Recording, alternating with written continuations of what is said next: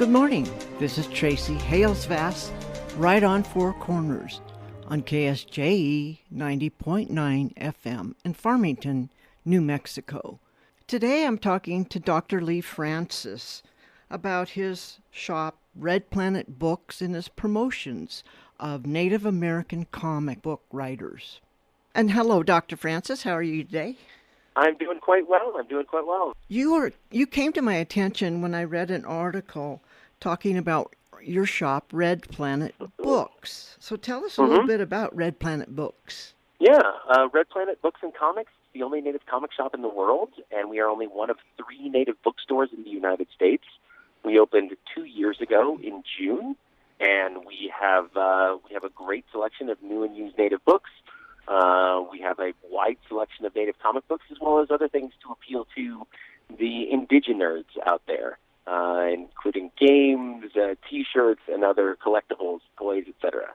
Yeah, it sounds fantastic, and it's quite focused to the Native writer and graphic artist, etc. Right? Yes, that's our main focus. When we opened the shop, we wanted to focus on really that niche market, so that where Native folks knew and anybody else that wanted to come down to the shop could find an assortment of reading materials that really focused on the Native and indigenous story. I think that's great. And you have been called the Stan Lee of Indian Country. Yes, it's a wonderful title. It is a lot to live up to. That comes from the work that we've published so far.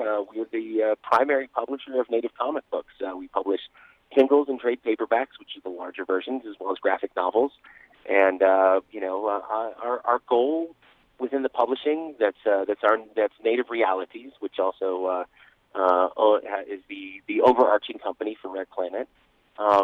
Native Realities. Our goal is to try and change the perceptions of Native and Indigenous people by using pop culture. So that really comes around in comic books and digital media and games and toys, etc. And you're also trying to sort of set straight some of the old archetypes that were wrong about the Native American in the movies and comics. Absolutely. I think even today we see this.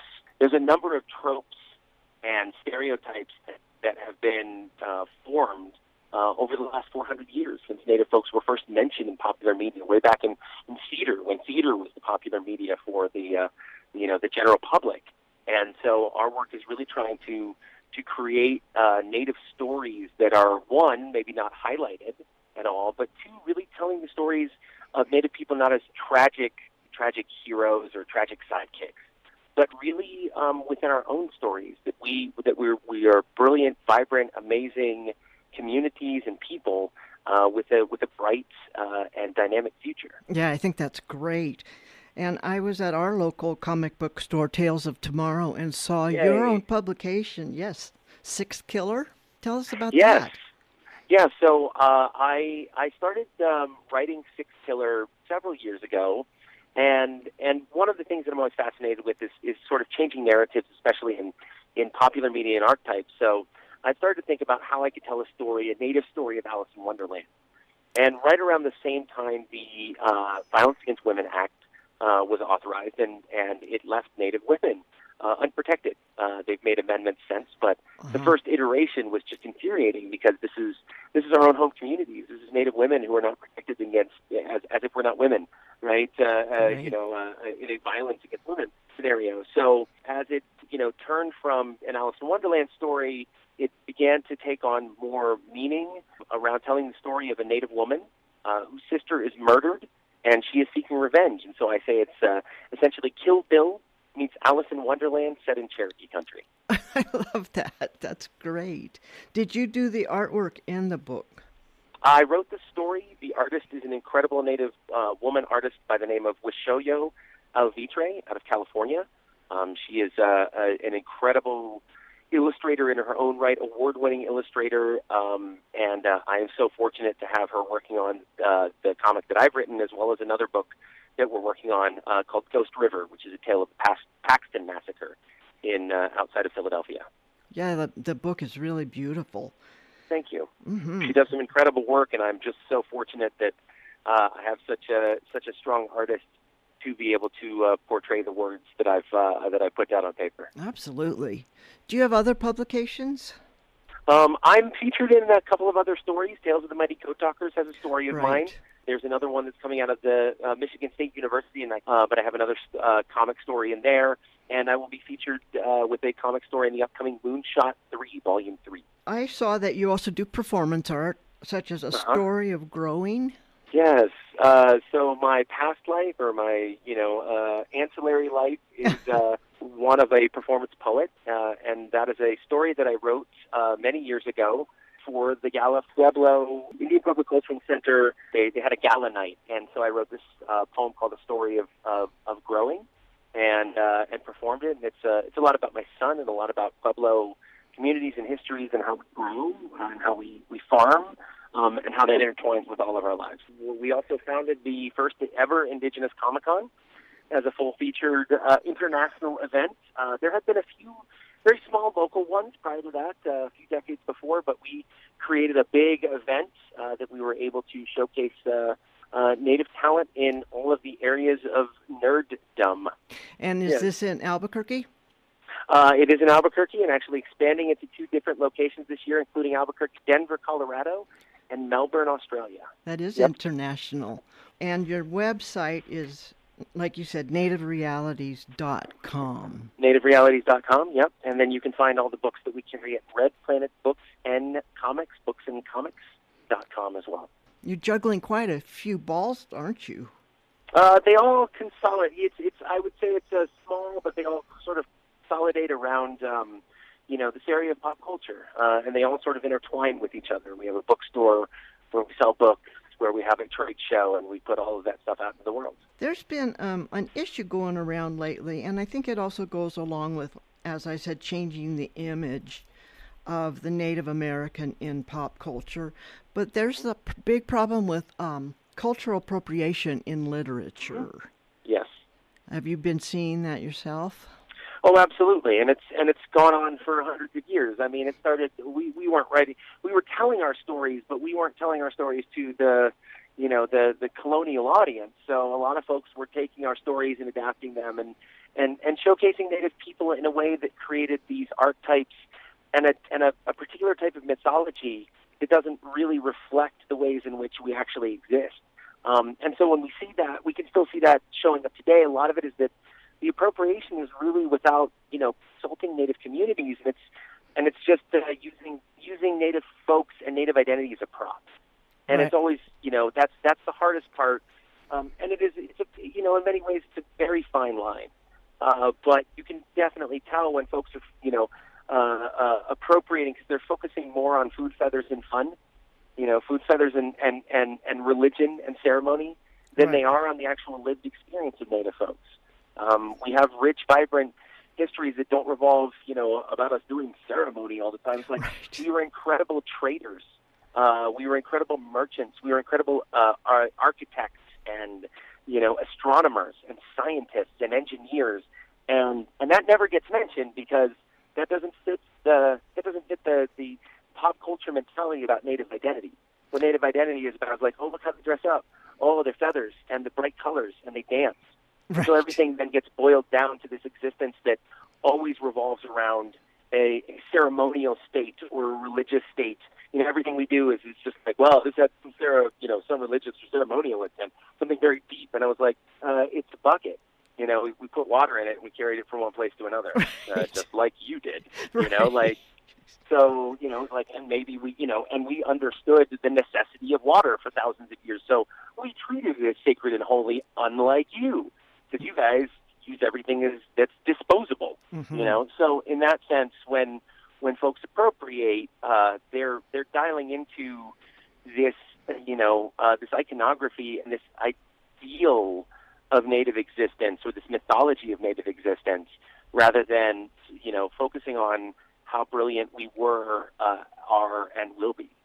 So, do you think it is possible for someone who is not a Native American to write or draw or tell a story including Native Americans appropriately?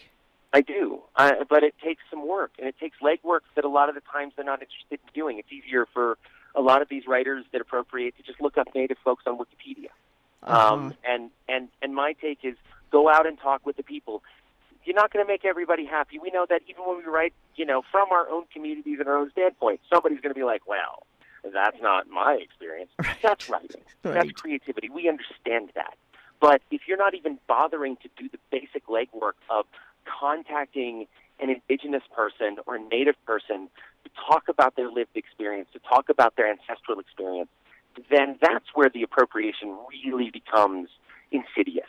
Mm-hmm. Because then it really is solely for using Native identity as a prop for a story that, somebody wants to tell that doesn't even include Native people really who they are in the story itself. Right. Oh, that's a very good way of putting that. I don't think I've heard it put that way, and that might clear up a lot of misconceptions right there. I mean, I've had somebody that called me up, and basically what happens is Native writers, when people write stories, is that what they're looking for is authentication. Mm-hmm. They're looking for, the certification. They'll come up and be like, so I have a Native story, and it has these characters. Is that okay? And a lot of us will say, well, that's not, that's kind of okay. I haven't read the story, but have you talked to the people in the community? Have you talked to the Native nation that you are portraying, or a person from that nation that you're portraying, about how they would be authentically portrayed? And that person is, well, no, I've talked to somebody, but I just want to make sure that this is not appropriation. It's like, well, then you're not doing your work. Right. And I can't give you that authority. If you're writing about, Laguna Pueblo and the people from this particular village, then I can maybe talk to you about my experience, but I'm not the authority on that. I got family members that I'm accountable to. Right. I got clan relations that I'm accountable to. So what I can tell you is go talk with people that live in the community. Go learn go listen to stories and write something that's respectful, representative, and dynamic. What I hate to see most of all is not only are we used as props, but it's always this perpetuation of a tragic narrative. So it's the dead and dying Indian, right? Right. It's that Native people, oh, it's so sad what's going to happen to your people or what has happened to your people. And I was like, I'm sorry, we're still here. So, yes, there was tragedy. Yes, there was colonization. Yes, there was violence perpetuated against Native people. But we made it. And I would rather celebrate that we survived and that we continue to thrive and be brilliant than continue to perpetuate your same old narrative of like, because then that's really just the same way as like, it's like the Green Book, right? It makes non-Native readers happy. Because then they can feel their guilty shoes, about what happened to Native people. Right. And I was like, that's great. I don't mind you feeling guilty, but you know what? There's still a lot of work to do. So why don't you help us out right now? Right. And while you're at it, go out and find really cool Native creators that are making really cool Native comics. Forward-thinking Native writers that are out there doing dynamic work and have been for decades now. Go do that. Don't just feel sorry for me. So is Red Planet Books, then the store itself, the physical store, open most of the time? We are open Wednesdays through Sundays. Monday and Tuesday, we're there usually in the shop, but we spend Monday and Tuesday, fulfilling orders and doing, general shop stuff. But Wednesday through Sunday, we're open. Great. And what's the location of that? It is 1 block south of Central on 10th Street. So it's 10th and Park. And we're right on the corner. You really cannot miss the building. I saw a photo of the outside of it. Yes. That's great. It's hard to miss, I imagine. Incredible artist that did that for us by the name of Joseph Stacy. Joe Stacy did that for us. He, was just, I was like, we need an outside building. He's like, I got this.